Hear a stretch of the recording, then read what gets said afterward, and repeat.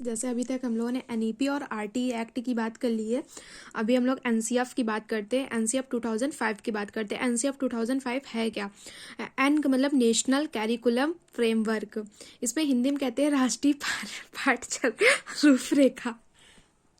Sorry, राष्ट्रीय पाठचर्या रूपरेखा 2005 की हम लोग बात करते हैं। ये क्या चीज़ है? सबसे पहले हम पाठचर्या की बात करते हैं। पाठचर्या को इंग्लिश में बोलते हैं कैरिकुलम। कैरिकुलम जो शब्द होता है ये इंग्लिश के लैटिन, कैरिकुलम इंग्लिश वर्ड है और जिसका जो लैटिन वर्ड है वो क्योर रेयर आया है। क्योर रेयर का मतलब होता है रेस कोर्स। रेस कोर्स का मतलब होता है दौड़ का मैदान। पाठचर्या, अंग्रेजी कैरिकुलम, लैटिन क्योर रेयर और इसका इंग्लिश में रेस कोर्स, हिंदी में दौड़ का मैदान।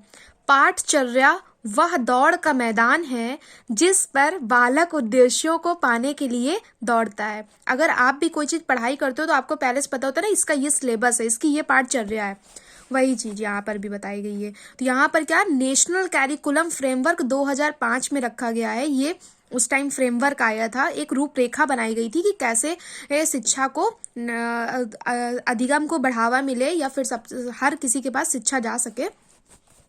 भारत में अभी तक 4 बार एनसीएफ की रूपरेखा बन चुकी है। 4 बार एनसीएफ की रूपरेखा बन चुकी है। सबसे पहली बनी थी 1975 में प्रथम रूपरेखा, उसके बाद 1988 में द्वितीय रूपरेखा, 2002 में तृतीय और ये 2005 चौथी। 2002 और 2005 के बीच में 5 साल का अंतर है।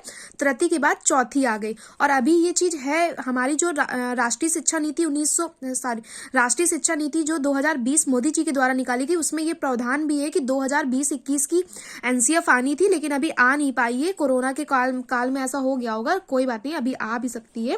तो ये 2005 चौथी रूपरेखा है और अभी ये जो अब आएगी 2020-21 का जो जिसमें प्रावधान था वो 5वीं होगी। अगर आपसे पूछा जाए कि एनसीएफ 2005 किस नंबर की है तो चौथे नंबर की, और अगर आपसे एनईपी पूछी जाए तो वो तीसरे नंबर की है। जो 2020 एनईपी आई है वो तीसरे नंबर की है और चौथे नंबर की एनसीएफ 2005 है। सॉरी।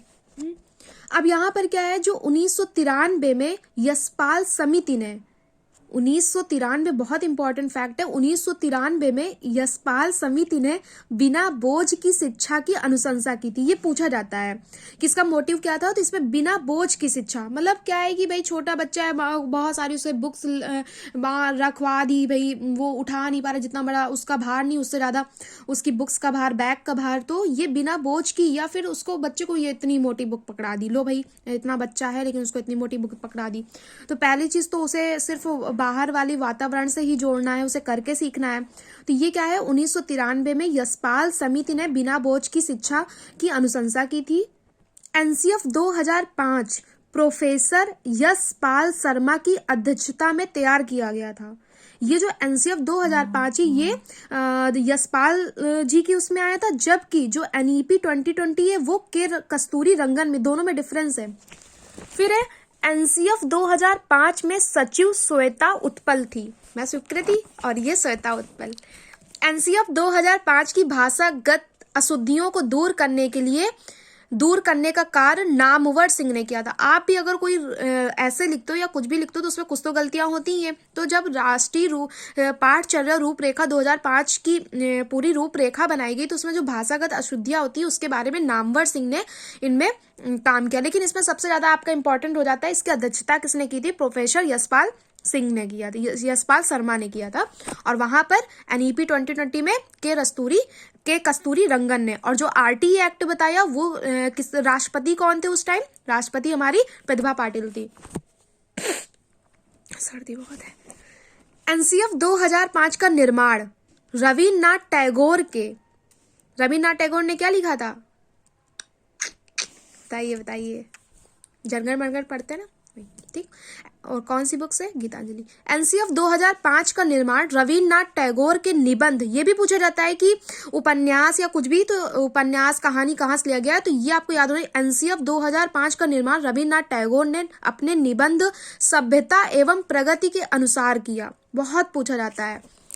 एनसीएफ 2005 का निर्माण करने हेतु प्रोफेसर यशपाल के नेतृत्व में एक संचालन समिति का गठन किया गया।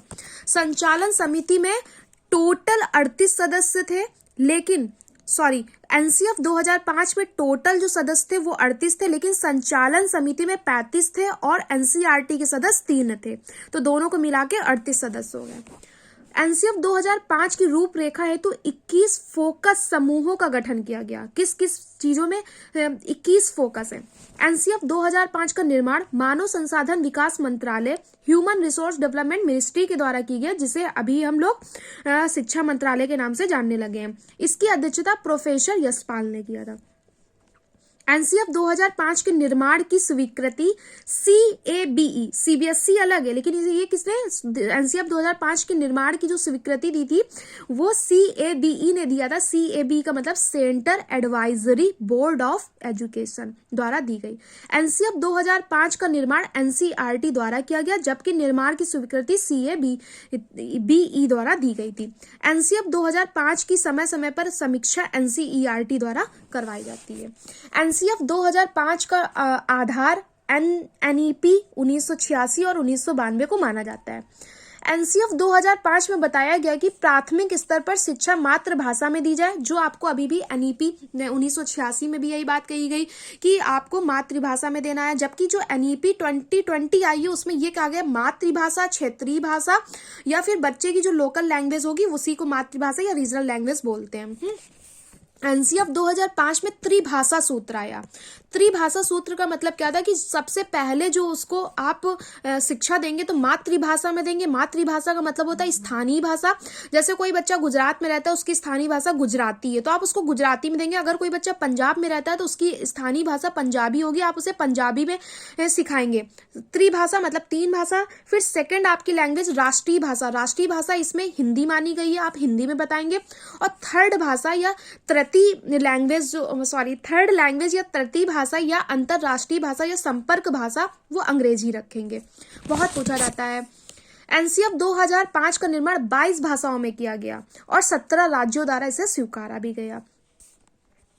एनसीएफ 2005 में करके सीखने के नियम पर बल दिया गया, ना कि आप मोटी मोटी किताबें दे दो बच्चों को रटा दो।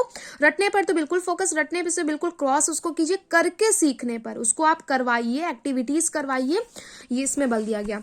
और एनसीएफ जैसे आपके शिक्षण सूत्र आपने पढ़े हैं 10-12, तो एनसीएफ 2005 में 2 सूत्रों पर सबसे ज्यादा जोर दिया गया।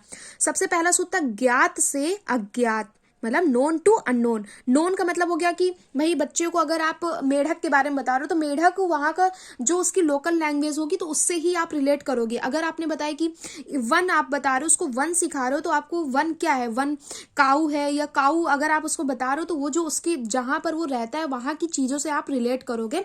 तो ज्ञात से अज्ञात, मूर्त से अमूर्त। मूर्त से अमूर्त का मतलब है जो चीज़ें सामने है उसे मूर्त बोलते हैं। अमूर्त जब आपके माइंड पे कॉन्सेप्ट बन जाता है। अभी क्या है, अगर बच्चे को हम लोगों ने अगर आप उसे सैटेलाइट के बारे में बता रहे हैं तो सैटेलाइट या सोलर सिस्टम के बारे में बता रहे हैं, तो सोलर सिस्टम में आप पहुंच तो नहीं जाओगे, सोलर सिस्टम पूरा घुमा लाओगे जाके। तो उसका आपको एक प्रोजेक्ट दिखा देना है कि सोलर सिस्टम ऐसा होता है। तो बच्चे के अंदर वो मूर्त जो आप दिखा रहे होते हो वो मूर्त होता है, तो उसके सामने आपने रख दिया। या आप पैरेट के बारे में बता रहे हो तो पैरेट का आपने फिगर या चित्र बना के दिखा दिया कि हाँ ये पैरेट होता है, तो उसके माइंड में एक कॉन्सेप्ट बन जाएगा। धीरे धीरे वो पैरेट, अगर पैरेट की जैसा ही आपको चीज बताओगे तो उसके माइंड में कॉन्सेप्ट, उसको अमूर्त बोलते हैं। तो ज्ञात से अज्ञात और मूर्त से अमूर्त की ओर इसके शिक्षण सूत्र में प्रयोग किया गया है।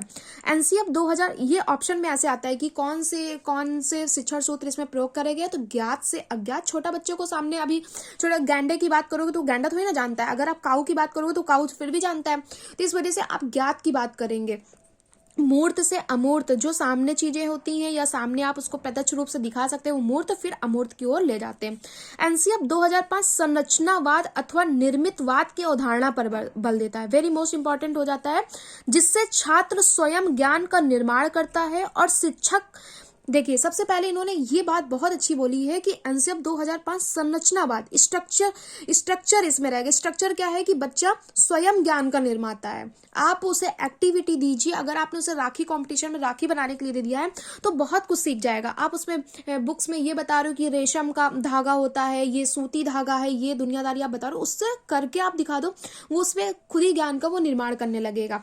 तो यहाँ पर क्या संरचनावाद अथवा निर्मितवाद या फिर ज्ञान का निर्माण। लेकिन हाँ, यहाँ पर एक चीज पूछा जाता है, जो ये एनसीएफ 2005 है ये संरचनावाद पर डिपेंड है, जबकि जो आपकी एनईपी 2020 मोदी जी के द्वारा आई है वो रचनावाद पर डिपेंड है। ये बिल्कुल अलग चीजें हैं कि यहाँ पर संरचनावाद को जोड़ दिया गया है, जबकि एनईपी 2020 में रचनावाद को दिया गया है। उसका आधार रचनावाद माना गया है। संरचनावाद में जिसमें छात्र स्वयं ज्ञान का निर्माण करता है और शिक्षक जो होगा वो एक जेडपीडी होगा, जेडपीडी इसके फोल्डिंग होगा। यहाँ पर क्या है कि शिक्षक सुविधा प्रदाता का कार्य करेगा, ना कि उसका बिल्कुल एकदम से एक ठीक इसके फोल्डिंग मीन्स उसको आप थोड़ा सा पाठ या ढांचा या आप उसको थोड़ी सी चीजें बताओगे कि हाँ आपको ऐसे करना है, ये नहीं कि अभी उसका होमवर्क है आप ही पूरा कर दे रहे हो। तो ये आपको नहीं करना है, उसे खुद आप बस थोड़ा थोड़ा हिंट्स दे दोगे, हाँ ऐसे ऐसे करना है और आप खुद करिए। तो ये शिक्षक जो होगा सुविधा प्रदाता होगा, एक उत्प्रेरक के रूप में होगा। ये कल क्वेश्चन आया है, तो यहाँ पर एक उत्प्रेरक के रूप उसमें पूछा गया, सुविधा प्रदाता नहीं पूछा गया। उत्प्रेरक क्या होता है, आपको अंदर से प्रेरणा देना। तो शिक्षक एक सुविधा प्रदाता होगा, जो बच्चे की कठिनाइयां होगी उसके लिए वो काम आएगा, और एक उत्प्रेरक होगा, ना कि निर्देशन करता, डायरेक्शन दे दिया ये करो तो करो, ये नहीं किया तो मार डाला, ये किया वो किया सजा दे दी, ऐसा नहीं करना। भाई 4 पेज दे दिया, कल लिख के नहीं लाए तो तुम्हें मुर्गा बना देंगे, मुर्गी बना देंगे, ऐसा कुछ नहीं करना। तो यहाँ पर क्या है, शिक्षक एक सुविधा प्रदाता होगा, ना कि निर्देशन करता। शिक्षक एक उत्प्रेरक का काम करेगा। अब आते हैं एनसीएफ 2005 एक सामाजिक, सरल और सक्रिय प्रक्रिया है।